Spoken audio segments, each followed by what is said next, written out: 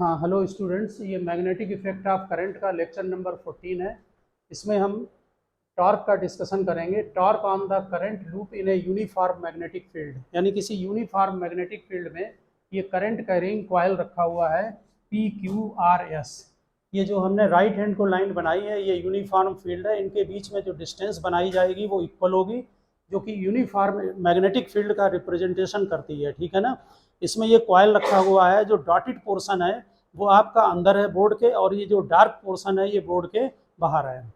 इसमें जो करंट हमने दिखाया है यहाँ पर, ये करंट का फ्लो है I का, P2Q है, इसमें Q2R है, R2S है, S2P है। ओके। इसमें जो फोर्स एक्ट करेगा वो चारों साइड में हम फोर्स का कैलकुलेशन करेंगे और direction Fleming left hand rule से निकालेंगे। ठीक। तो हमने यहाँ पर नीचे नोट किया है कि एक तो फोर्स इसमें लग रहा है आपका, यहाँ से स्टार्ट करना लिखना, लेट रेक्टेंगुलर वायर PQRS, ये है PQRS carrying current I suspended in uniform magnetic field B। ये मैग्नेटिक फील्ड B दिया हुआ है। इसमें लेंथ और विड्थ एज्यूम की है। PQ लेंथ को L लिया है, ये भी इक्वल है, तो PQ और RS दोनों L के इक्वल है, और ये इनकी विड्थ है, ये आपकी B के इक्वल है। ठीक। इन पे पहले हमने फोर्स निकाला है इन दोनों साइड पर। तो फ्लेमिंग लेफ्ट हैंड रूल से डायरेक्शन चेक कर लें।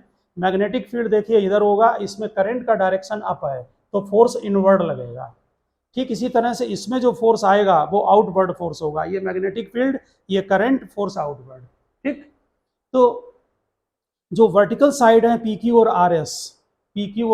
RS, इनमें ये side always perpendicular to magnetic field है। कल हमने आपको बताया था कि जैसे ये कॉइल रखा हुआ है और ये मैग्नेटिक फील्ड है, ये थीटा यहाँ पर परमानेंट 90 रहेगा। ये कॉइल भले रोटेट हो, लेकिन ये वाला थीटा परमानेंट 90 होगा। ओके।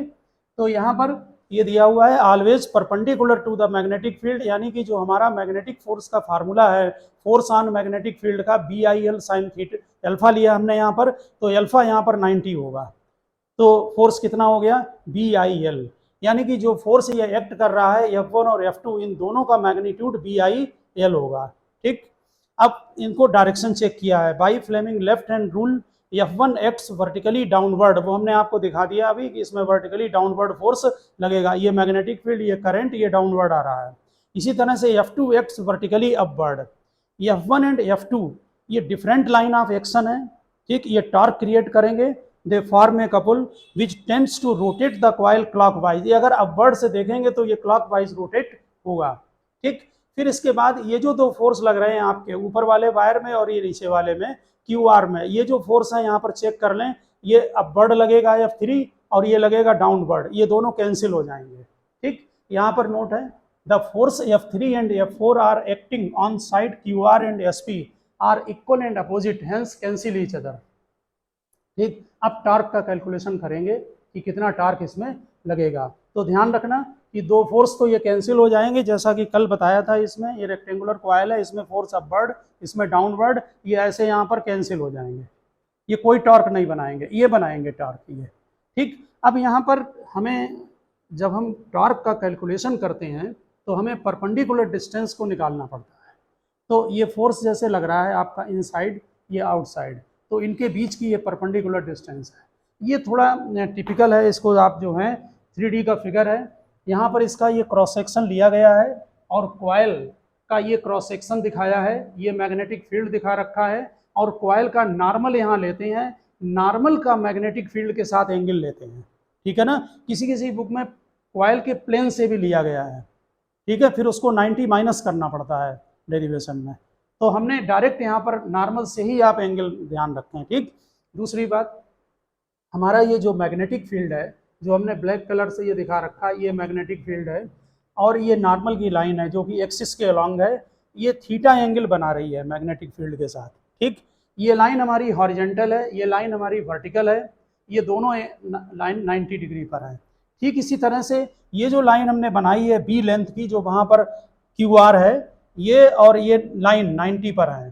तो हमने ऑलरेडी कॉन्सेप्ट आपको बता रखा है कि अगर दो लाइन के बीच में एंगल थीटा होता है तो उनकी परपेंडिकुलर लाइन के बीच भी थीटा होगा। ठीक है।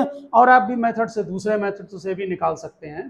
तो यहाँ पर ये थीटा एंगल हुआ, हमारा फोर्स F1 ये लग रहा है, एक्ट कर रहा है, ये आपका F1 है, ये F2 है। तो इनके बीच में जो परपेंडिकुलर डिस्टेंस है वो ये आएगी। ये डिस्टेंस यहाँ से चेक कर लें, sign theta perpendicular upon hypotenuse, तो ये बी साइन थीटा होगी। या आप कंपोनेंट मेथड यूज कर सकते हैं, बी का इधर कंपोनेंट बी कॉस थीटा होगा, ये बी साइन थीटा होगा, ठीक है ना। तो B sine theta perpendicular distance है। अब जो टार्क का फार्मूला आपका बनता है वो होता है force into perpendicular distance. Force हो गया बी आई एल, डिस्टेंस है बी साइन थीटा, तो ये फार्मूला आपका बन गया B I L into B. L और बी ये दोनों मिलकर एरिया है, ठीक है ना। इसलिए यहाँ पर हमने फार्मूले में जो है वो एरिया को पुटअप कर दिया है। तो क्या बन गया टॉर्क का formula, B I A sine theta.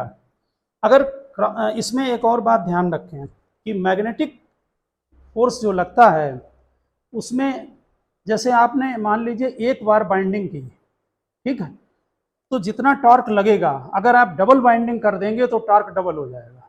यानी अगर नंबर ऑफ टर्न n है तो जो टॉर्क होगा वो इसका n टाइम्स हो जाएगा। समझ गए ना। तो यहां पर आप आगे लिखना if number of turn is equal to capital N, then torque का ये सिंबल है N I A B sine theta. हाँ बोलो। आपने करंट कैरिंग लूप लिया है, ये लूप स्क्वायर है, ये रेक्टेंगल है, लेंथ एल है और ब्रेथ बी है। हाँ इसमें हम सर्कल का नहीं, किसी में भी हो, वो सर्कुलर भी हो कोई भी हो, लेकिन डेरिवेशन जो इजी पड़ता है वो कराया जाता है। कोई भी लूप किसी भी शेप का हो, टार्क का फार्मूला सेम रहेगा। ये बात ठीक पूछ रहे हैं ये कि एरिया जो है वो कॉइल का लगेगा। जैसे रेक्टेंगल है तो रेक्टेंगल का एरिया लें, अगर सर्कुलर कॉइल है तो सर्कुलर कॉइल का एरिया लें। समझ गए ना। एरिया जो आपका लिया जाएगा वो, लेकिन थीटा डालना पड़ेगा, ये ध्यान रखना, ठीक है। थीटा यहाँ पर पहले हम ये थीटा के बाद में डिस्कस करते हैं। आप ध्यान दें, कल हमने आपको थ्योरी में बताया था कि magnetic dipole moment number of turn current into area है, ठीक है। तो हम टॉर्क के फार्मूले में लिख सकते हैं एम बी साइन थीटा। और सिंबल में ध्यान रखना कि इनके आपके सीबीएसई बोर्ड में इसको जो है कैपिटल एम से ही लिखा गया है, आपके यहाँ इसको स्मॉल एम से लिखा होगा। नहीं, उसमें आगे टर्म यूज होता है, कुछ बात है, उन्होंने सिंबल फिर चेंज किए हैं।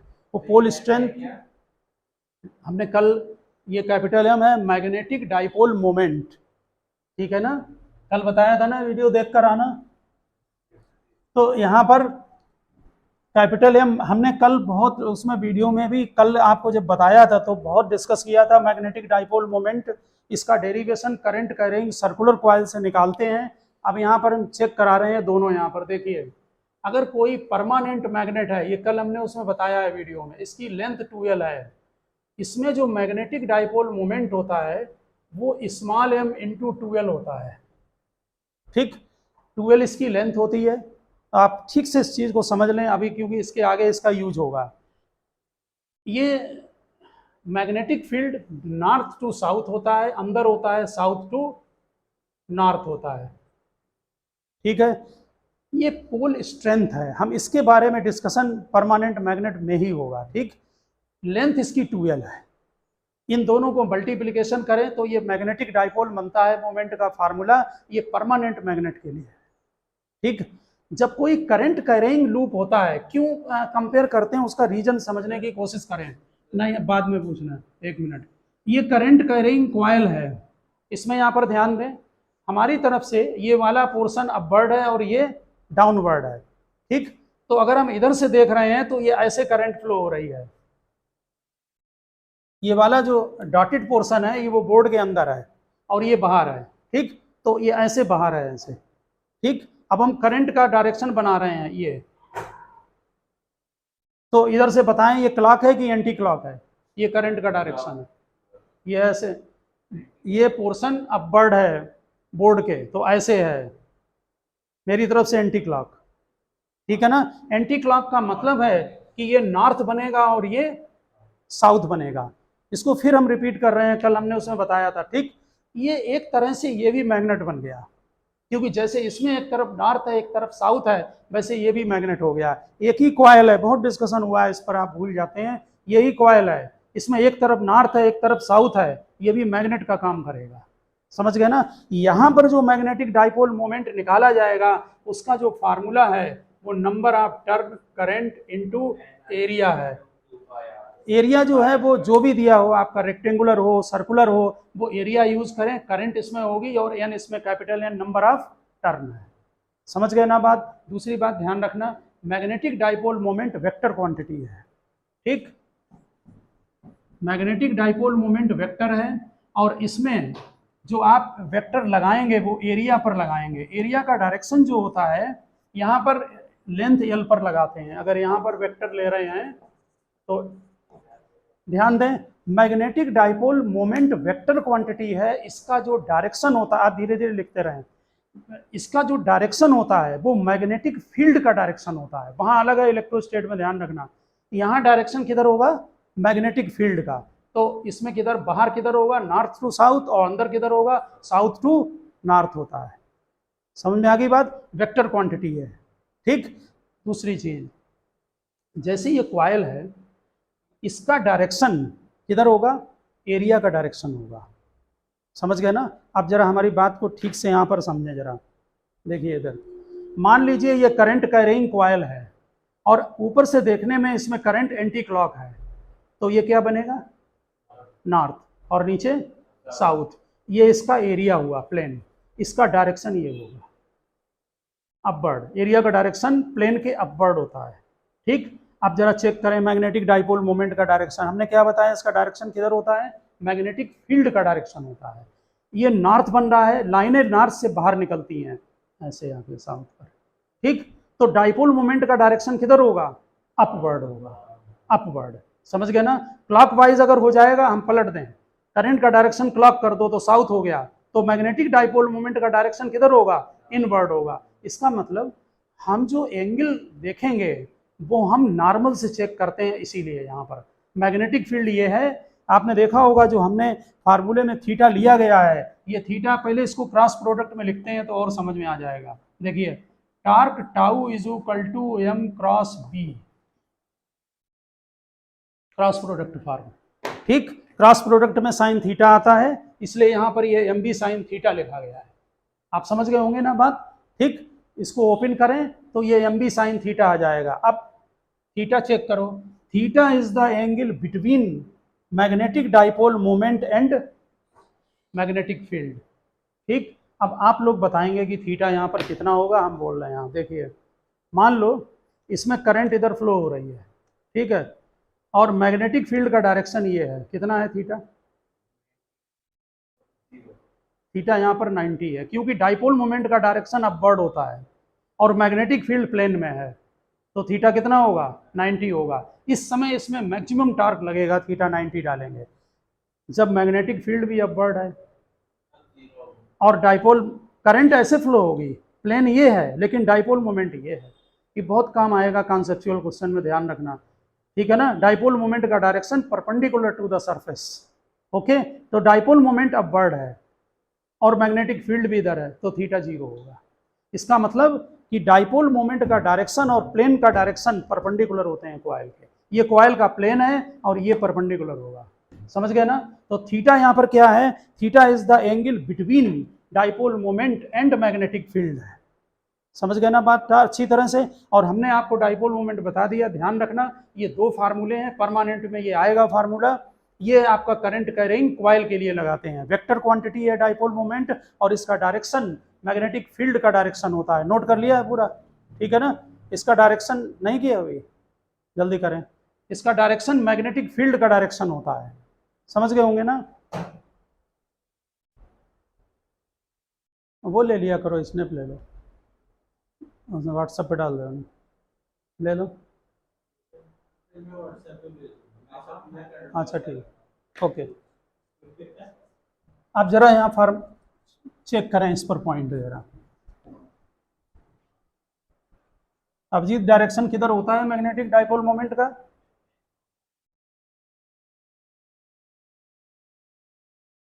किधर होता है,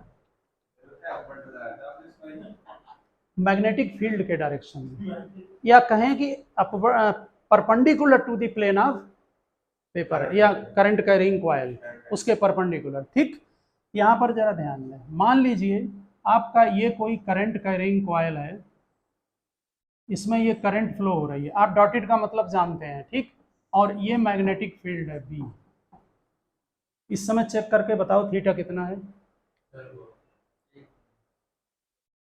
ये करंट है, यहाँ पर लिख दे रहे हैं, ये करंट है और ये मैग्नेटिक फील्ड है एक्सटर्नल। इस समय थीटा कितना है? ये ऊपर से देखने पर ये करंट कैसी है? एंटी क्लॉक है, करंट एंटी क्लॉक है, ऊपर क्या बनेगा? नॉर्थ, और नीचे साउथ बनेगा। यहाँ पर नॉर्थ से निकलेंगे, यानी डाइपोल मोमेंट का डायरेक्शन ये है। आपको दोनों तरह से दिया जा सकता है, अलग से डाइपोल मोमेंट, ये समझ में आ गया आपके डाइपोल मोमेंट, ये दोनों सेम डायरेक्शन को हैं, इसलिए यहाँ पर थीटा 0 है, यहाँ पर टॉर्क 0 होगी। आप समझ गए ना, यहाँ पर 0 पुटअप कर दें, ठीक।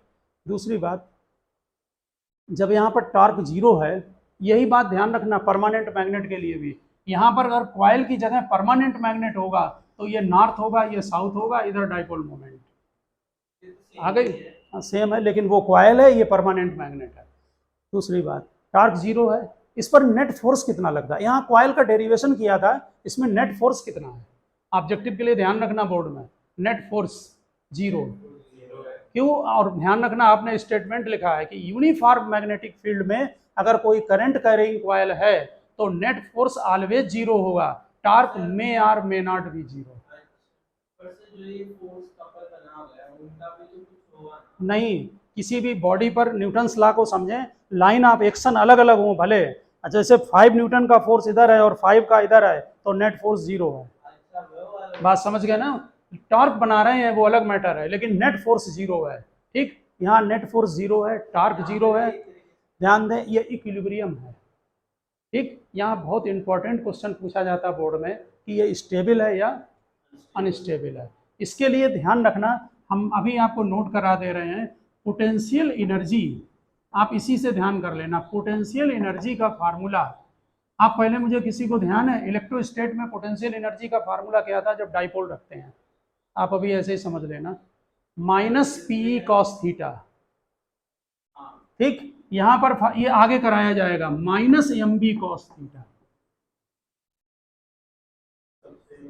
वहां पर फार्मूला होता है पी डॉट ई, तो पी कॉस थीटा, यहां पर एम बी कॉस थीटा, और माइनस में होता है। हाँ, फिलहाल आप इसे लर्न रखें आप लोग, ठीक। यहाँ थीटा 0 डालो, कितना आएगा? Minus M B, theta 0। ये पोटेंशियल एनर्जी मिनिमम है, माइनस में है। जब भी मिनिमम पोटेंशियल एनर्जी होती है तो वो स्टेबल इक्विलिब्रियम होता है, तो ये आप लर्न रखना, यहाँ पर स्टेबल इक्विलिब्रियम है।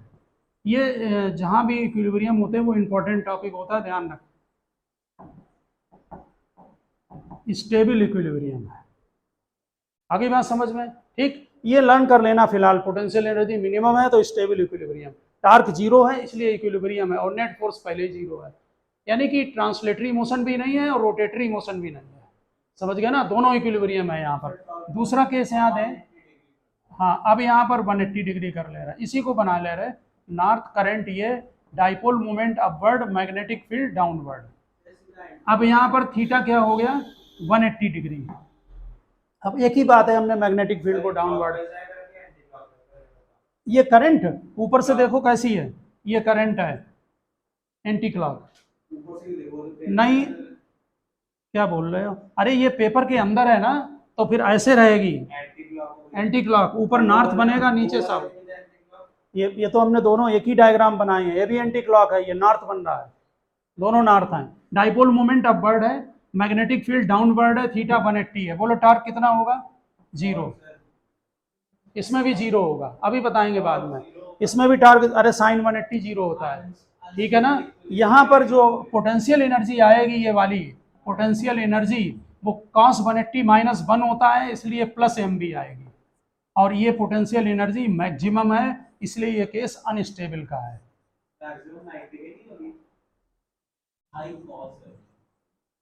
अनस्टेबल इक्विलिब्रियम है।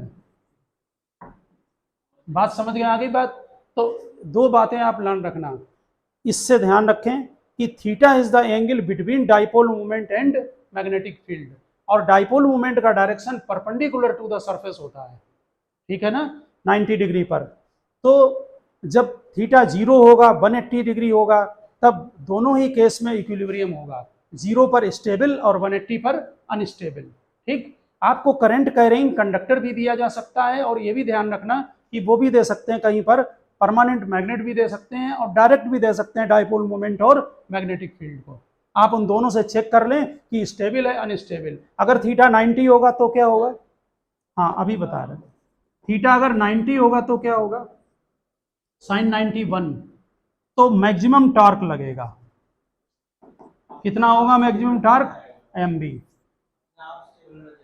ये स्टेबल नहीं होता है, ध्यान रखना, हाँ ये मैक्सिमम टॉर्क है। मैक्सिमम टॉर्क का मतलब है कि इस समय कोई इक्विलिब्रियम नहीं है, क्योंकि टॉर्क जीरो नहीं है। इक्विलिब्रियम का क्वेश्चन जब एराइज होगा जब फोर्स जीरो हो और टॉर्क जीरो हो, तब तक क्वेश्चन एराइज नहीं होता है। आप जो बात बोल रहे हैं वो दूसरी मैटर है, इसका हम थोड़ा सा इसको यहाँ समझाने में वो प्रॉब्लम है। ये जो कॉइल होता है स्टेबल में क्या होता है, अगर इसको डिस्टर्ब कर दो तो ये अपनी ओरिजिनल पोजीशन में आने की इसकी टेंडेंसी होती है, समझ रहे ना। और इसको अगर अनस्टेबल डिस्टर्ब कर देंगे तो ये स्टेबिलिटी की तरफ चला जाएगा, यानी घूम के इस तरफ आ जाएगा, क्योंकि हर बॉडी स्टेबल में रहना चाहती है, समझ गए ना। तो वो मैकेनिक्स की बात है, हमने इसलिए आपको पोटेंशियल एनर्जी के मैटर से इसको समझाने की कोशिश की है कि पोटेंशियल एनर्जी मिनिमम और मैक्सिमम होगी। आप समझ गए होंगे ना बात, ठीक है ना।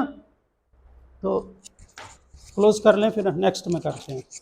टॉर्क का डेरिवेशन किया है, इसी पर बेस्ड हमारा मूविंग कॉइल गैल्वेनोमीटर होता है। हमने ये डायग्राम बनाया है मूविंग कॉइल गैल्वेनोमीटर का, ठीक है ना। ये जो फार्मूला ड्राइव किया है टॉर्क वाला, कौन सा था फार्मूला, ये NIAB साइन थीटा, ओके। इसी पर बेस्ड हमारा मूविंग कॉइल गैल्वेनोमीटर है। इसका डायग्राम देखें, इसको समझने के लिए आप बुक की हेल्प जरूर लेना, ठीक है। तो डायग्राम का चेक करें जरा, यहाँ पर देखिए, इधर ये नॉर्थ साउथ पोल है। हमने जो थ्योरी है उसके रिलेशन में बहुत सारे पॉइंट्स को नोट किया है। यहाँ पर देखिए, ये जैसे आपके पोल हैं, ये परमानेंट मैग्नेट है, और ये परमानेंट हार्श टू मैग्नेट बोलते हैं इसको। इसका शेप कॉनकेव सिलिंड्रिकल होता है। क्यों होता है ये आगे आपको समझ में आएगा। सिलिंड्रिकल मतलब हम जो नॉर्थ साउथ पोल हैं वो बिल्कुल ऐसे नहीं बनाते हैं, सिलिंड्रिकल शेप में बनाते हैं, ओके। रीजन धीरे धीरे समझ में आएंगे आपको। इसमें अंदर यहाँ पर चेक करें, अंदर ये कोर लिखा हुआ है, ये कोर सॉफ्ट आयरन की होती है। इसका रीजन आपको आगे आएगा। सॉफ्ट आयरन कोर की परमिएबिलिटी हाई होती है, इसमें मैग्नेटिक फील्ड लाइंस ज़्यादा से ज़्यादा पास होती हैं। इससे क्या होगा कि जो नॉर्थ से साउथ को मैग्नेटिक फील्ड जाएगा वो इसके अंदर से होके जाएगा, समझ गए ना। जैसे वो करंट इलेक्ट्रिसिटी में रेजिस्टेंस नहीं होता है, रेजिस्टेंस कम होगा तो करंट उससे पास होगी, बिल्कुल उसी तरह से परमेबिलिटी अगर हाई होगी तो उससे मैग्नेटिक फील्ड लाइन पास होगी। तो बीच में ये कोर रखा है, ये सॉफ्ट आयरन कोर है, ओके। इसके बाद ये आपका ऊपर एल्युमिनियम का फ्रेम है, ये लिखा हुआ है फ्रेम। ये नॉन मैग्नेटिक मटेरियल का बनाते हैं और एल्युमिनियम का होता है, ठीक। ये फ्रेम है, इसके ऊपर फिर बाइंडिंग कर देते हैं, ठीक है ना। ये बाइंडिंग है आपका। अगर हम फ्रेम मैग्नेटिक का होगा तो नॉर्थ साउथ पोल वहाँ क्रिएट होंगे, समझ गए ना। यहाँ पर देखें, ये आपका कॉइल है, कॉइल को हमने लिखा है कॉइल ऑफ कॉपर वायर है। ये लार्ज नंबर ऑफ टर्न है of insulated copper wire, okay. अगर ये डायग्राम आप वीडियो से देख लेंगे तो जो थ्योरी हमने यहाँ पर नोट की है, इसका अगर कंस्ट्रक्शन लिखा जाएगा तो इसी को देखकर आप लिख सकते हैं कि सेंटर पर कोर है, किसकी बनी है, सॉफ्ट आयरन की, ओके। परमेबिलिटी हाई है, वो आगे भी लिखाएंगे। ये मैग्नेट है, इसके बारे में यहाँ लिखा है। एल्युमिनियम फ्रेम है, ये नॉन मैग्नेटिक मटेरियल का है, वो आपको लिखा गया है, ठीक। उसके ऊपर फिर ये बाइंडिंग कर दी। कैसी ये binding, large number of turn off insulated copper wire. जो कॉपर के वायर होते हैं उनमें ऊपर इंसुलेशन चढ़ाते हैं और फिर बाइंडिंग करते हैं, नहीं तो शॉर्ट हो जाएगा। जैसे मोटर और जनरेटर बनाते हैं ना, तो बाइंडिंग करते हैं ना, तो उसमें बाइंडिंग में जो वायर होता है उसे इंसुलेटेड कर देते हैं, ठीक है ना। आगे देखें, इतना समझ में आ गया होगा। ये नॉर्थ साउथ पोल है, ये समझ में आ गया, ठीक है ना। इसके बाद ये आपका फास्फर ब्रॉन्ज की स्ट्रिप है ये ऊपर, ठीक। ये भी आगे आएगा क्यों है। इसके बीच में यहाँ पर प्लेन मिरर लगा हुआ है, ठीक है, सिंपल। इसके बाद ये टॉर्जन हेड है, इसका कुछ मतलब नहीं है, ये सीधे वायर यहाँ पर कस दिया गया है, समझ गए ना। कसने के बाद यहाँ से इसको कनेक्शन दिया जाएगा, यानी करंट दी जाएगी, ठीक। करंट इधर से आएगी वाइंडिंग से होते हुए, और इधर नीचे स्प्रिंग लगी हुई है, ये स्प्रिंग है, ठीक। स्प्रिंग से होते हुए करंट इधर को चली जाएगी या इधर से फ्लो कराएं, ठीक। आप यहां पर ये देखें कि जब इसमें हम करंट, ये सस्पेंडेड कॉइल गैल्वेनोमीटर है, ठीक है, एक पिवोटेड टाइप और है, वो सिलेबस में नहीं है। यहां से ध्यान दें, जब इसमें से करंट जाएगी तो कॉइल में करंट फ्लो होगी ना। जब कॉइल में करंट फ्लो होगी तो टॉर्क लगेगा। कल डेरिवेशन किया था ना कि अगर एक्सटर्नल फील्ड के अंदर अगर कोई हम करंट कैरिंग कॉइल रख दें तो उसमें टॉर्क क्रिएट होता है, पढ़ा था ना। तो यहाँ पर देख लें, ये नॉर्थ साउथ पोल, ये इसके अंदर मैग्नेटिक फील्ड को क्रिएट करेंगे, और उसके अंदर ये रखी हुई है बाइंडिंग, ये वायर है, हो गया कॉइल। इसमें क्या होगा, जब इसमें आप करंट फ्लो कराएंगे, तो जब करंट फ्लो कराएंगे तो इसके अंदर टॉर्क क्रिएट होगा टॉर्क क्रिएट। यहाँ देखें, ये टॉर्क इंस्टेंटेनियस होता है। कल ये बात करनी थी डिस्कस, हमारा जो ये टॉर्क का फार्मूला ड्राइव हुआ है, ये टॉर्क का फार्मूला में टॉर्क इंस्टेंटेनियस है, परमानेंट नहीं है। क्यों? क्योंकि थीटा चेंज हो रहा है, कॉइल रोटेट होगा, थीटा चेंज होगा। याद है ना, कल हमने आपको इंस्टेंटेनियस मतलब कि हर समय थीटा के साथ चेंज होगा, एट एनी इंस्टेंट है। ये कॉइल था ना, इसका ये परपेंडिकुलर था, ऐसे तिरछा है कॉइल, ऐसे कर ले रहा है, तो ये देखिए परपेंडिकुलर है, और ये मैग्नेटिक फील्ड है। तो थीटा किसके बीच में एंगल है? परपेंडिकुलर और मैग्नेटिक फील्ड के बीच में, ध्यान है ना। तो थीटा हर समय चेंज होगा। देखिए ये कॉइल अभी मान लीजिए ऐसे है, तो थीटा ये बन रहा है, ठीक। अब ऐसे हो गया तो थीटा देखो ऐसे 0 हो गया, मैग्नेटिक फील्ड भी इधर और इसका परपेंडिकुलर भी इधर, थीटा 0 हो गया। समझ में आ रही बात? फिर थीटा हर समय चेंज हो रहा है।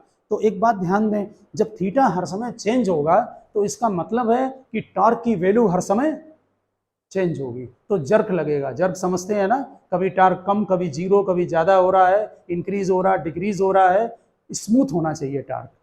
ये बात समझ में आ गई? आगे बढ़ते हैं। जब ये इसमें करंट फ्लो कराएंगे और टॉर्क इसमें लगेगा तो ये घूमेगा, रोटेट होगा। घूमेगा तो स्प्रिंग क्या होगी, ये जो स्ट्रिप लगी हुई है और स्प्रिंग के साथ ये टाइट हो जाएगी। अगर ये ना लगा हो तो फिर ये कंटिन्यूअस घूमता रहेगा, ये मोटर हो गया। यही मोटर का प्रिंसिपल हो गया। आप समझ गए ना ये बात? टॉर्क लग रहा है, रोटेट होगा तो समझ लीजिए मोटर का वर्क कर रहा है। लेकिन ऊपर स्ट्रिप लगी है, नीचे ये स्प्रिंग लगी है, ये थोड़ा घूमेगा और फिर टाइट हो जाएगा। जो पिवोटेड टाइप होते हैं उनमें इसमें पॉइंटर लगा होता है, वो पॉइंटर ऐसे मूव करता है और स्केल पर रीडिंग देता है। आपके समझ में आ गई ना क्यों कैसे घूमे? आप देखिए, कॉइल थोड़ी देर रोटेट होने के बाद ये इसको टाइट हो जाएगा और टाइट होने के बाद स्टॉप हो जाएगा। आप समझ गए होंगे, स्प्रिंग टाइट हो जाएगी, ऊपर नीचे फिक्स है, ठीक। ये वाली चीज। अब इसमें क्या है, 11th में एक इलास्टिसिटी का चैप्टर था, ठीक। उसमें आप बहुत ज़्यादा तो नहीं जाना है उसमें डीप में, आप उसमें लर्न रखें। जैसे कोई मान लो ये स्ट्रिप है और हमने इसको ऊपर फिक्स कर दिया और नीचे इसको घुमाओगे तो इसकी सिचुएशन ये बनेगी। ये है जैसे सिलेंडर ले लिया हमने, ये इसका एक्सिस है और ये ऊपर फिक्स है, हमने ये लाइन खींच दी यानी कि फिक्स है। जब ऊपर फिक्स होगा और नीचे घूमेगा तो नीचे की लाइन आगे बढ़ जाएगी, तो सेंटर लाइन आगे को ये घूम जाएगी, तो ये एंगल यहाँ पर बनाएगी फाई। आप समझ रहे होंगे ना, ऊपर जैसे कोई चीज टाइट है ऐसे घूमेगी तो उसकी जो सेंटर से लाइन नीचे जा रही है वो आगे बढ़ जाएगी, तो वहां पर अंदर एंगल बनाएगी फाई, ठीक। इसमें ये वाला जो टार्क है ये डिफ्लेक्टिंग टार्क कहलाता है, NIAB साइन थीटा। क्यों? क्योंकि ये कॉइल को डिफ्लेक्ट कर रहा है। समझ गए ना? ये कहते हैं रीस्टोरिंग टार्क, उसे रीस्टोर करेगा। ये फार्मूला रीस्टोरिंग टार्क का है, ये C फाई के इक्वल होता है। फाई यहाँ पर ये ट्विस्टिंग एंगल है, ये वाला, समझ गए ना? ये अलग होता है, थीटा अलग होता है, और ये कांस्टेंट है। ये फार्मूला ठीक उसी तरह से है जैसे किसी स्प्रिंग को आप स्ट्रेच करते हैं तो फार्मूला याद है स्प्रिंग का 11th में, KX। एक्स क्या था? डिस्प्लेसमेंट, K कांस्टेंट था। वैसे यहाँ पर C कांस्टेंट है। वैसे C का यहाँ ये फार्मूला होता है pi eta r⁴ divided by 2L। ईटा जो है वो मॉडुलस ऑफ रिजिडिटी है, इलास्टिसिटी में था, r रेडियस है इसके ट्यूब की और L इसकी लेंथ है। ये फार्मूला मैकेनिक्स का है और 11th में है। समझ गए ना ये बात? आगे बढ़ते हैं। तो ये डिफ्लेक्टिंग टार्क है और ये क्या है? Restoring torque. थोड़ी देर में क्या होगा, ये जब घूमेगा और अंदर इसमें एक डिफ्लेक्टिंग टार्क लगा, रिस्टोरिंग टार्क लगा, ये रुक जाएगा। ये बात समझ में आ रही है? और रुक जाए भाई, कोई चीज में टार्क लग रहे हैं तो एक उसको रोटेट करा रहा, एक उसे रोकेगा। जैसे ही दोनों बैलेंस हुए, एट बैलेंस, तो क्या होंगे, दोनों इक्वल हो गए। ये बात समझ गए होंगे। यहाँ से करंट निकालो। हमारा यहाँ पर्पज है करंट को मेजर करना कि सर्किट में करंट जा रही है या नहीं जा रही है। ठीक, आई हो गया, ध्यान से देखें, C phi upon N A B sine theta. Capital N number of turn है, A area of cross section है, बी मैग्नेटिक फील्ड है, ठीक, साइन थीटा है, फाई है। फाई हमारा ये ट्विस्टिंग एंगल है। ओके, अब यहाँ ध्यान में, यहाँ सब कांस्टेंट है, लेकिन यहाँ I proportional phi upon sine theta है। समझ गए ना? हम इस टॉपिक पर अभी आते हैं, इसके पहले हम एक बात बता दें आपको, ध्यान से समझें इस बात को। इसमें होता क्या है, एक दूर से टॉर्च से लाइट डालते हैं यहाँ पर, ठीक, ध्यान से समझना बात को, क्योंकि ये बना नहीं होता डायग्राम में। लाइट डालते हैं। मिरर का एक प्रिंसिपल है कि अगर किसी मिरर में, ये मान लीजिए मिरर है और इसमें लाइट हम डाल रहे हैं, अगर इसको, हाँ, अगर इसको घुमा देंगे थीटा एंगल से, तो रिफ्लेक्टेड लाइट 2 थीटा से घूम जाती है। ठीक, तो जब इसे फाई से घुमाया तो रिफ्लेक्टेड लाइट 2 फाई से घूम गई। ठीक, ध्यान से देखें इधर, जो लाइट इसमें डालते हैं वो होती है रिफ्लेक्ट होने के बाद टेबल पर स्केल लगी होती है, वो स्केल पर जो लाइट का स्पॉट है वो चलता है। समझ गए? वहां से मेजर करते हैं। ये ओल्ड है सिस्टम, यूज नहीं होता है, थ्योरी में है आपके। ओके, यहाँ देखें जरा, सेंटर पॉइंट ये था, जब फाई घुमाया तो ये 2 फाई रोटेट हो गया मिरर। ये लाइट, इंसिडेंट लाइट और रिफ्लेक्टेड लाइट के बीच में एंगल कितना होगा, 2 फाई। ये बात समझ में आ गई? अभी हमने बता दिया आपको प्रिंसिपल। तो जो लाइट आपकी रिफ्लेक्ट हुई है, ये सेंटर से स्केल है, ये स्केल बना रखी है, ठीक है। ये स्केल जो होगी, इस पर ये स्केलिंग है, ये डिस्टेंस हमने स्मॉल डी ली है, ये कैपिटल डी ली है, तो थीटा होता है आर्क बाई रेडियस। यही हम 10 थीटा में लगाएंगे। स्मॉल एंगल में 10 को हटा दो तो सीधे 2 फाई हो गया, स्मॉल डी अपान कैपिटल डी। आ रही बात समझ में? तो अगर करंट जो होगी यहाँ फाई प्रोपोर्शनल टू डी हो गया। ये समझ में आ गई? यहाँ हमारे पर्पस था बताने का कि इससे हम किस तरह से मेजरमेंट करते हैं। आप भी समझ रहे होंगे कि ये बहुत बड़ा इंस्ट्रूमेंट है, ठीक है ना। और इसको मतलब हमारे टाइम पर इंजीनियरिंग के फर्स्ट ईयर में इसका एक्सपेरिमेंट हुआ था, वहाँ डार्क रूम में करते हैं इसको, ट्यूबलाइट डाल के स्पॉट स्केल में उसको मेजर करते हैं, तब वहाँ डाटा लिख के किया था। तब आप समझ रहे ना? तो वहीं का मुझे ध्यान है, पूरा डायग्राम इसका जो है कैसे था, क्या था, उसका लाइट स्पॉट डाल के उसको मेजर करते थे, ठीक है ना। अब जरा आगे बढ़ते हैं। यहाँ तक बात समझ में आ गई? ठीक, ये बिल्कुल क्लियर है, कल हमने ये फार्मूला पढ़ लिया है। ये डिफ्लेक्टिंग टार्क है, और ये टार्क कैसे प्रोड्यूस होगा, ये इस स्ट्रिप में प्रोड्यूस होगा फास्फर ब्रांच की, क्योंकि ये घूमेगी तो रुक जाएगा ये। समझ गए ना? अब यहाँ प्रॉब्लम देखें, यहाँ एक प्रॉब्लम क्रिएट होती है कि जो आई प्रोपोर्शनल है वो डायरेक्ट फाई होना चाहिए, उसमें थीटा से मालूम क्या प्रॉब्लम होगी। थीटा तो हर समय बदल रहा है, और थीटा अगर हर समय बदलेगा तो ये चीज जो है वो डायरेक्टली प्रोपोर्शनल टू फाई नहीं है। ठीक, एक बात और समझने की कोशिश करें, जब कोई क्वांटिटी, यहाँ हम बताने की कोशिश कर रहे हैं, y प्रोपोर्शनल टू x है, बहुत छोटी सी बात है, 9th में पढ़ते हैं, इसका स्ट्रेट लाइन ग्राफ होता है। ठीक, तो जब इसकी हम ग्राफ प्लॉट करेंगे तो स्ट्रेट लाइन आएगा ना। तो अगर मान लो करंट डिफ्लेक्शन के प्रोपोर्शनल है, आई प्रोपोर्शनल टू फाई है, तो क्या होगा, जैसे जैसे फाई बढ़ेगा करंट बढ़ेगी, वैसे वैसे फाई बढ़ेगा। तो जो हम स्केल बनाएंगे वो लिनियर होगी, मतलब 0 to 1 2 3 इनके डिस्टेंस बराबर होगी, इसे बोलते हैं लिनियर स्केल। अभी तुम्हारे आपको समझ में आ जाएगा। मान लो current I proportional phi square हो, तब क्या होगा, जब फाई 1 होगा तो करंट आई प्रोपोर्शनल टू 1 हुई, जब फाई 2 होगा तो 4 हो गई। तो मालूम क्या होगा, अभी यहाँ 1 लिखा है और इसके बाद सीधे जो है जब यहाँ 2 डालोगे तो ये 4 हो जाएगा। ये स्केल हो गई नॉन लिनियर। लिनियर का मतलब बराबर दूरी पर साइन लगे हों, नॉन लिनियर का मतलब 0 1 2 3 की डिस्टेंस जो है वो गैप कम या ज्यादा हो। आप समझ गए बात को?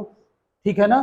तो अगर ये साइन थीटा होगा तो स्केल लिनियर नहीं रहेगी, क्योंकि थीटा बार बार वेरी करेगा। बात समझ गए ना। और दूसरी बात, टार्क में भी जर्क लगेगा ना। हमें बिल्कुल आई प्रोपोर्शनल टू फाई चाहिए। तो कैसे किया जाए, थीटा को परमानेंट 90 बना दिया जाए। अगर हम थीटा को परमानेंट 90 बना दें तो साइन 90 1 हो जाएगा, और हमारा आई डायरेक्ट अगर हम थीटा 90 पर हो जाए, ठीक, तो उस समय क्या होगा कि डायरेक्ट आई प्रोपोर्शनल टू 5 हो। अब कैसे 90 होगा वो अभी समझाते हैं। तो डायरेक्ट हमारा आई प्रोपोर्शनल टू 5 हो जाएगा, ये हट जाएगा साइन थीटा। आगे बात समझ में, तो आई प्रोपोर्शनल टू के 5 हो जाएगा, ठीक। ये हमने यहाँ पर प्रोपोर्शनल था इसलिए के लिख दिया, ठीक। यहाँ के की वैल्यू देख लो क्या होगी, सी अपान एन ए बी, बाकी तो 5 है, साइन थीटा 1 हो गया, तो ये बन गया K is equal to C upon N. N क्या है, नंबर ऑफ टर्न, ए आपको मालूम एरिया है, बी मैग्नेटिक फील्ड है, और सी टॉर्जनल कांस्टेंट है, वो सी है pi eta R power 4 divided by 2l। समझ गए ना। ऐसा करने से आई डायरेक्टली प्रोपोर्शनल टू 5 होगा और 5 प्रोपोर्शनल टू डी हो जाएगा, हमारी स्केल लिनियर हो जाएगी। अब आप समझने की कोशिश करें कि हम कैसे थीटा को परमानेंट 90 बनाएं। पहले बताओ थीटा है क्या। Theta is the angle between magnetic field and perpendicular to the plane. पक्का है ना, परपेंडिकुलर से है एंगल, वो कॉइल का प्लेन, एक ही बात है। जैसे ये कॉइल है ना, तो ये प्लेन हो गया, इसके परपेंडिकुलर का एंगल है थीटा। ये न्यूमेरिकल में बात हम यहाँ पर बोल रहे हैं, पक्का ध्यान रखना। कई बार ये लोग बोर्ड में क्या करते हैं, थीटा दे देते हैं, theta is the angle between दे देंगे कॉइल के प्लेन से, और इसमें डालना होता 90 से। तो क्या करेंगे, 90 में से माइनस करेंगे। जैसे 30 डिग्री प्लेन से दे दिया तो 60 डिग्री डालना न्यूमेरिकल में। नहीं, नॉर्मली तो परपेंडिकुलर से देंगे, लेकिन मान लो उन्होंने प्लेन से, आप समझो ये कॉइल है और ये परपेंडिकुलर है, ठीक है ना, और मैग्नेटिक फील्ड ये है, तो थीटा 90 है, ठीक। अब कॉइल रोटेट हो रहा है तो थीटा तो बदलेगा, बदल रहा ना थीटा। तो हमारा एंगल किससे होना चाहिए, परपेंडिकुलर से। अब मान लो प्लेन से दे दिया, ये एंगल दे दिया ये वाला, हमें तो इससे चाहिए परपेंडिकुलर से। आ रही बात समझ में, ये 30 तो ये कितना होगा, 60 होगा। अब हमारी बात दूसरी समझें, हम कैसे थीटा को परमानेंट 90 बनाएं, ठीक। उसके लिए ये क्या करते हैं कि इसको हम अब हटाएंगे, जरा समझाने की कोशिश। पहले आप इससे समझ लें, प्रैक्टिकली यहाँ क्रॉस सेक्शन दिखाते हैं तुम्हारे यहाँ, जो बाइंडिंग करते हैं जिसके ऊपर, आप समझ जाएंगे ये बाइंडिंग कर रहे हैं यहाँ पर। ये एक्चुअल डायग्राम नहीं है जो प्रैक्टिकल यूज हो रहा है। जब मोटर में वाइंडिंग करते हैं, मोटर ही का प्रिंसिपल है, ध्यान दें, ऐसे करके सिलेंड्रिकल लिया, इसमें स्लॉट काटे, स्लॉट मतलब खांचे कटे हुए हैं, जरा सुनना ध्यान से। सेंटर से ऊपर सरकमफ्रेंस की तरफ ऐसे करके कट लगाए जाते हैं, ठीक। अब जो बाइंडिंग की जाती है वो सेंटर से ऊपर की तरफ को, मतलब जो सेंटर लाइन जा रही है उसमें ऐसे बाइंडिंग, ऐसे तार लपेटते हैं, ठीक। ये तार लपेटा, ध्यान देना बात पर। इसको हम मतलब रेडियस की तरफ होते हैं, रेडियस, जैसे रेडियस ये है, मान लो जैसे ये सिलेंडर है, ठीक है ना, हम जरा थोड़ा बड़ा ले लें, ये ले रहे, ये है तो सर्कुलर है, कोई बात नहीं। मान इसके सेंटर से बाइंडिंग ऐसे करेंगे, देखो ऐसे ऐसे, हाँ ऐसे करके, हाँ समझ गया ना, सेंटर से, देखो यहाँ सेंटर से लाए और ये बाइंडिंग करी। डायरेक्शन बाइंडिंग का ये है, तार का डायरेक्शन देखो ये है, मेरे फिंगर जो हमने बनाई है दो, समझ गए ना, ऐसे बाइंडिंग। अब जरा समझो, जब तुमने बाइंडिंग ऐसे की और यहाँ पर जो मैग्नेटिक फील्ड देते हैं ये कॉनकेव शेप में, तो ऐसे है, तो मैग्नेटिक फील्ड लाइन कैसे होंगी, ऐसे होंगी ना। देखो मैग्नेटिक फील्ड ऐसे होकर ऐसे चली गई, इधर नॉर्थ इधर साउथ। अब जरा ध्यान देना, मैग्नेटिक फील्ड लाइन ये है और कॉइल का प्लेन ये है, तो प्लेन से कितना एंगल बना रहा कॉइल, 0, तो परपेंडिकुलर से कितना बना रहा, 90। ये परमानेंट 90 रहता है, ये घूमता रहता है, क्योंकि ये तो हमारा सर्कुलर है ना, सिलेंडर ऐसे घूमता रहता है, और वो परमानेंट 90, क्योंकि सारी बाइंडिंग सेंटर से ऊपर को आती है, समझ गए ना। ऐसे करके बनाते कॉनकेव पोल, नॉर्थ साउथ, ठीक। अब हम उसका ऐसे फील्ड को हम रेडियल फील्ड कहते हैं। रेडियल का मतलब रेडियस के डायरेक्शन में, रेडियल का मतलब रेडियस के डायरेक्शन में, समझ गए ना। यानी कि वाइंडिंग इस तरह से करते हैं कि हमारा जो थीटा है वो परमानेंट 90 बन जाए। इस तो वीडियो उसमें पढ़ा होगा, आप उससे देख लेना अगर लर्न करना है। इससे फ़ायदा ये है डायग्राम से कि जो ये लिखा हुआ है इसको आप इजीली वहाँ से लर्न कर सकते हैं। ठीक है, यहाँ हम इसको हटा, ये बात आप समझ गए, I proportional to phi proportional to D होगा। ठीक, अब जरा यहाँ पर बात समझें, रेडियल जो फील्ड है, अब आप अपनी कॉपी में कुछ लिखाना है मुझे, रेडियल फील्ड हेडिंग डालें, रेडियल फील्ड लिखें, जल्दी लिखें आप। हाँ, उसके बाद आप ऊपर हेडिंग डाल दें moving coil galvanometer, moving coil galvanometer, नीचे लिखो रेडियल मैग्नेटिक फील्ड, बोर्ड में बहुत आता है रेडियल मैग्नेटिक फील्ड, लिखिए radial magnetic field,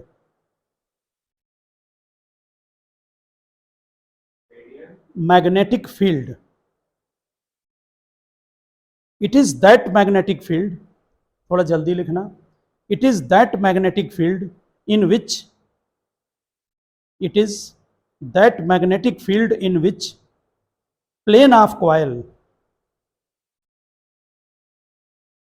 it is that magnetic field in which the plane of coil in all the position,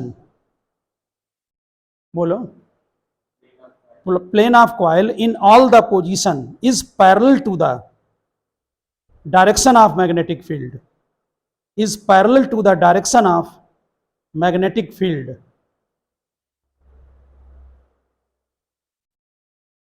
next line में लिखना magnetic field,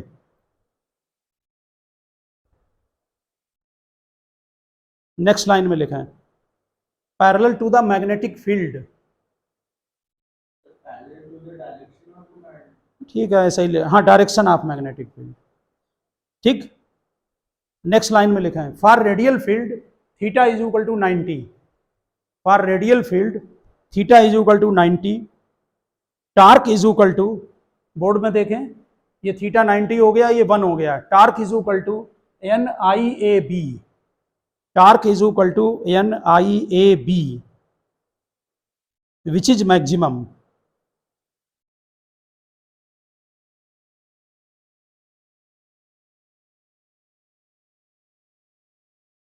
लिखा, लिखिए this field can be achieved by, this field can be achieved by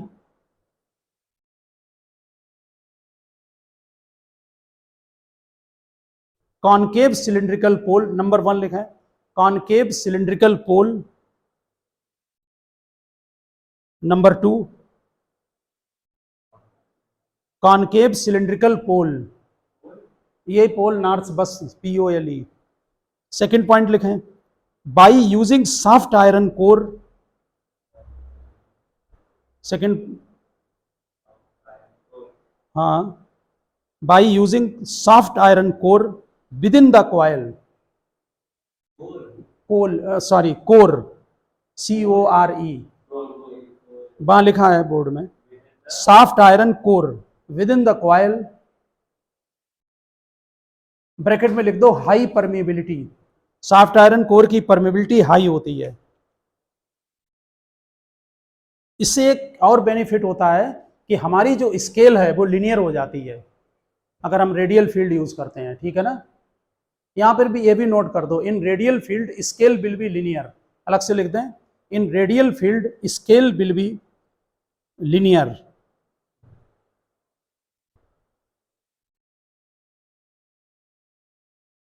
ये board में बहुत common question है कि what is radial field, मतलब आपके टेस्ट में जो होम एग्जाम होगा उसमें शायद ही ऐसा हो कि ये ना पूछा जाए। ठीक, यहाँ एक डायग्राम और बनेगा रेडियल फील्ड में, देखो इधर ये डायग्राम आप बना दें वहाँ पर, वैसे ही बुक में बना है लेकिन फिर भी बना दें, ये नॉर्थ पोल ये साउथ पोल, डायग्राम बनाएं, इसके अंदर एक कोर डाल देते हैं,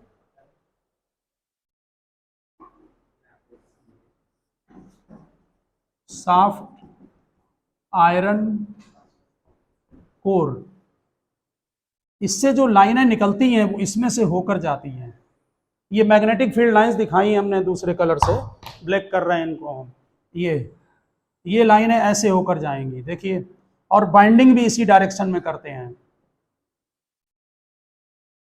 ये मैग्नेटिक का एरो बना दें, लाइनें, मैग्नेटिक फील्ड लाइन, जो मैग्नेटिक फील्ड है वो वेस्टेज नहीं होता है, सारी मैग्नेटिक फील्ड जो है वो अंदर से होकर जाता है।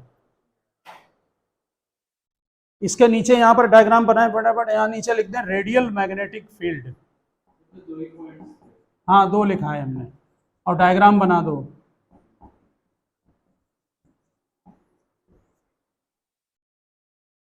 रेडियल मैग्नेटिक फील्ड होता है ये, देखिए ये सिलिंड्रिकल है इस तरह का क्रॉस सेक्शन, ये दिखाया गया। हाँ फ्रंट वो से दिखा गई है बस, ठीक है ना। और इसके अंदर ये सॉफ्ट आयरन कोर लिख दें और मैग्नेटिक फील्ड लाइन दिखा दें, हार्स मैग्नेट है। इनका सबका पर्पज है कि रेडिएट फील्ड को प्रोड्यूस करना। और सॉफ्ट आयरन कोर क्यों यूज करते हैं ध्यान रखना, उसकी परमेबिलिटी हाई होती है। तो एक आप क्वेश्चन समझ गए हैं कि सॉफ्ट आयरन कोर इसलिए डालते हैं कि परमेबिलिटी हाई रहती है। ठीक, रेडियल फील्ड से क्या क्या बेनिफिट हैं बनाने से जरा बताएं। आपसे अगर कोई पूछे कि रेडियल फील्ड से क्या फायदा है बनाने लगाने से, आपको जरा बताएं क्या हो। एक तो जर्क नहीं लगेगा, टार्क परमानेंट कांस्टेंट होगा, साइन थीटा 1 हो जाएगा, ठीक, स्केल लिनियर हो जाएगी, ठीक है ना। और करंट हमारी डायरेक्टली, एक ही बात है, current directly proportional to phi, उसका मतलब ही यही है कि वो लिनियर हो गई है, समझ गए ना। अब दूसरी बात पर आए, यहाँ 2 डिफिनीशन है, ये भी आपको बुक से करना, एक करंट सेंसिटिविटी और दूसरे इस पर न्यूमेरिकल है, और न्यूमेरिकल 1-2 हमें कराने पड़ेंगे, थोड़ा टफ होते हैं इसके न्यूमेरिकल। करंट सेंसिटिविटी बोलते हैं deflection per unit current, phi upon I. जरा यहाँ से देखें फाई अपॉन आई क्या होगा, किसी भी फार्मूले से चेक कर लें, यहाँ इसे यहाँ से देखना। हाँ थीटा तो 1 हो चुका है, उसे हटा दें, ठीक है ना। हाँ ये बन गया एन ए, एन क्या है, number of turn, A area, B, हाँ हाँ ठीक है ना। और ये करंट सेंसिटिविटी है, और ये है वोल्टेज सेंसिटिविटी। वोल्टेज सेंसिटिविटी है डिफ्लेक्शन पर यूनिट वोल्ट, ये रेजिस्टेंस को डिवाइड हो जाएगा इसमें, क्योंकि ये करंट सेंसिटिविटी है, ठीक। इसमें याद रखना, कभी भूल के ये मत कर देना न्यूमेरिकल में कि वोल्टेज सेंसिटिविटी में V=IR कर दो, तो लोग क्या करते हैं स्टूडेंट, आर इसमें मल्टीप्लाई कर देते हैं सीधे, सो नहीं होगा, इसमें डिवाइड होगा, समझ गया ना बात। तो ये करंट सेंसिटिविटी, वोल्टेज सेंसिटिविटी। अब ये बताएं कि सेंसिटिविटी जो होती है उसको हम कैसे इंक्रीज करेंगे। पहले तो आप नीचे हेडिंग डाल दें, सेंसिटिविटी ऑफ गैल्वेनोमीटर, जल्दी लिखें, सेंसिटिविटी ऑफ गैल्वेनोमीटर। नहीं अभी हम लिखा रहे हैं, वो लिखें सेंसिटिविटी ऑफ गैल्वेनोमीटर, लिखे it is defined as the, पहला लिखें करंट सेंसिटिविटी, लिखें पहला करंट सेंसिटिविटी, 2 हैं सेंसिटिविटी, एक करंट सेंसिटिविटी, दूसरी वोल्टेज सेंसिटिविटी। आप इसमें फार्मूला नोट कर लें फटाफट, डायरेक्ट डिफिनेशन बना लेंगे ना, कुछ नहीं है, नीचे लिख दीजिए current sensitivity number 1, number 2 voltage sensitivity. हाँ इधर देखें जरा, हम इसे फार्मूला नोट कर दें। आप डिफिनीशन क्या बनी, मतलब डिफ्लेक्शन पर यूनिट करंट, ये डिफ्लेक्शन पर यूनिट वोल्टेज, खुद ही बना, बुक से करना है आपको, ठीक। हम केवल फार्मूला, हमें कुछ पॉइंट समझाने हैं आपको फार्मूले में, इसलिए हम इसको नोट करा रहे हैं, तो आप देखें यहां पर। अब बताओ सेंसिटिविटी को कैसे इंक्रीज किया जाए। हाँ जरा हम बता रहे हैं कि ये भी बुक से आपको पॉइंट करने, और बहुत इंपॉर्टेंट है, बोर्ड में बहुत पूछे जाते हैं। वोल्टेज सेंसिटिविटी में डायरेक्ट लिख दो phi upon B, N A B upon C R. अब जरा सुने बात को, अगर हमने नंबर ऑफ टर्न बढ़ा के सेंसिटिविटी बढ़ जाएगी, सुन लें बाद में लिख लेना, बुक से ही लिखना है, इससे ना लिखें। ये देखिए नंबर ऑफ टर्न इंक्रीज कर दें सेंसिटिविटी बढ़ जाएगी, लेकिन नंबर ऑफ टर्न बढ़ा दोगे तो गैल्वेनोमीटर बल्की हो जाएगा, हैवी हो जाएगा, उसको मूव करने में प्रॉब्लम आएगी, नंबर ऑफ टर्न नहीं बढ़ा सकते ज़्यादा, समझ गए। दूसरे पर आए, एरिया नहीं बढ़ा सकते, थिकनेस बढ़ जाएगी, एरिया बढ़ाया तो प्रॉब्लम क्रिएट होगी, समझ गए ना। तीसरे पॉइंट पर मैग्नेटिक फील्ड बढ़ाते हैं, मैग्नेटिक फील्ड बढ़ाने के लिए 2 काम है, एक तो सॉफ्ट आयरन कोर डालो, वो क्या होता है, परमेबिलिटी हाई होती है, दूसरी कॉनकेव सिलिंड्रिकल पोल, समझ गए ना। अगर ऐसे, हाँ अगर ऐसे लगा देंगे तो पोल तो ऐसे फील्ड होगा, कॉनकेव रेडियल बना देते हैं मैग्नेटिक फील्ड को। नहीं मैग्नेट मतलब एक लिमिट है ना, मैग्नेट बड़ी करने के लिए भी बड़ा हो जाएगा, उतना हैवी हो जाएगा वो, ठीक है ना, उसके लिए शेप बदल दें तो ज़्यादा अच्छा है। चलो तीसरा क्या होगा, सी को कम किया जाए, डिक्रीज किया जाए। अब सी के फार्मूले पर आओ, ये इलास्टिसिटी का फार्मूला है। इस नहीं लिख लेना फार्मूला, अभी नोट कर लें। सी क्या है, pi eta R power 4 divided by 2l। C को अगर डिक्रीज करना है तो हम रेडियस इन्हें तो कम ही रखा जाए, जो है फिक्स है वो। मेन चीज ईटा है ना, मेन चीज ईटा है। लेंथ बढ़ा दोगे वो बढ़ जाएगी, फॉस्फोर ब्रांच स्ट्रिप है वो लेंथ बढ़ जाएगी। हाँ आगे देखें तो दूसरी बात, ईटा को सी को क्या करना है, डिक्रीज। सी डिक्रीज करेंगे तो ये बढ़ जाएगा, ठीक। इसके लिए मॉडुलस ऑफ रिजिडिटी कम होनी चाहिए, इसीलिए हम फॉस्फोर ब्रांच की स्ट्रिप यूज करते हैं, क्योंकि उसकी रिजिडिटी जो है वो देख लें यहाँ पर, सेंसिटिविटी बढ़ानी है, ठीक है ना। तो ये क्या होना चाहिए, कम। ये डिक्रीज होगा तो ये भी कम होगा, इसीलिए हम फॉस्फोर ब्रांच की स्ट्रिप को, हाँ सी कैन भी, हाँ वो उसका दिया है, वो मटेरियल उनका अपना डिजाइन है, ठीक है। आपको कभी पूछें कि फॉस्फोर ब्रांच स्ट्रिप क्यों यूज करते हैं, क्योंकि उसका जो सी है टॉर्जनल कांस्टेंट वो कम होता है। ये काम आप बुक से करेंगे, वहाँ सारे पॉइंट दिए हैं, ठीक से तैयार करना है तो क्या करना है। अगर ये आपको डायग्राम, ये चीज़ ध्यान है सारा, इसको आप वीडियो से करना तैयार, तो आप कंस्ट्रक्शन लिख देंगे सीधे सीधे। आप समझ गए। दूसरा पॉइंट, ये फार्मूला, इसमें कोई दिक्कत नहीं होगा अभी। इसका फार्मूला ये ध्यान रखें, रिस्टोरिंग टार्क, ठीक, इसके इक्वल करें, बैलेंस करें। रेडियल फील्ड बहुत पूछा जाता है, समझ गए ना, वो हमने आपको अलग से डिफिनीशन लगा दी, बुक से भी तैयार कर लें आप रेडियल फील्ड। और करंट सेंसिटिविटी वोल्टेज ये भी पूछते हैं, इनके फार्मूले लर्न करने हैं आपको, समझ गए ना। इस टाइप के क्वेश्चन कि सॉफ्ट आयरन कोर क्यों यूज करते हैं, फॉस्फोर ब्रॉन्ज स्ट्रिप क्यों यूज करते हैं, ये आपको मालूम होनी चाहिए सीधे सीधे। आप समझ में आ गई ना। तो ओके, आज का स्टूडेंट्स हम वीडियो क्लोज कर रहे हैं, आगे हम नेक्स्ट टॉपिक के साथ अगले लेक्चर में मिलते हैं।